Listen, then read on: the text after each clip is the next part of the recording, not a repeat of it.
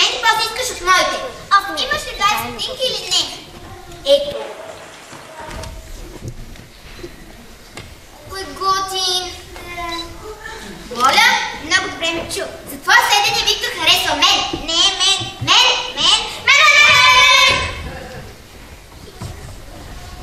Вики, ето онази топка, която гледаше книжа. За мен? Благодаря, Криси, като на дебато. Моля. Вики, виж онази химикар, където гледаше вчера през видеята. Благодаря. Кой ти подари тази топка? Криси, като на дебато.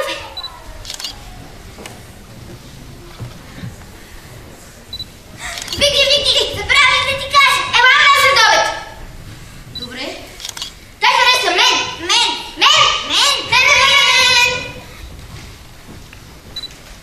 Какво правиш? Любимия сандвич на Виктор с шунка и кашкавал. Дин-дон! Здрасти, Вики! Здрасти, Ели. Криси, какво правиш? Здрасти. Я да седи. Сега ще ти пусна любимата програма Disney Channel. Не, остави на футбола. Добре. Не пипай сандвич, аз да правя. Добре, извини ме, Вики. Казах, не пипай. Добре. Заповядай.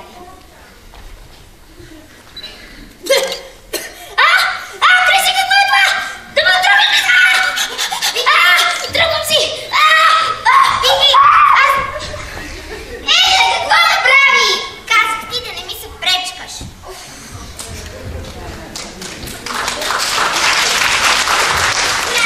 Здрасти, Ели. Лора, чудих се дали може да излезем на кино след обед. Да. Сега пък Лора. Дай, Лора, ще си спати. Айде, Еля. Здрасти, Мими. Здрасти, Ели. Защо си носиш компютър в училище? Но успях да изпреведирам домашното. Ти за кого писа? За Моцарт. То се знае. Целият клас ще пише за Моцарт. Ами ти, за карнавала на животните от Сен-Санс. Али, как си се сетила? Ами книги и малко компютър. Може ли да ти го прочета? Да, ще отивам да си взема сок. Вземи и за мен един от прасква. Добре. Нейното домашно е страхотно. Сега пак ще получа ниска оценка. Заповядай. Мерси. Мими! Съжалявам! Не обръча да съм край. С мама и татко ще платим каквото трябва за компютъра. Мими! Това не ми е за компютъра! Това ми беше домашното! Съжалявам. Госпожо, Мими беше изкарда върху компютъра ми и... Мими, кажи! Госпожа, аз не знам дали тя има домашна, аз просто без да искам... Мими, ти ми го чете! Не съм го чела, али не лъжи? Не лъжа, госпожо, наистина имах домашно! Мими, лъжа сега! Лъжа?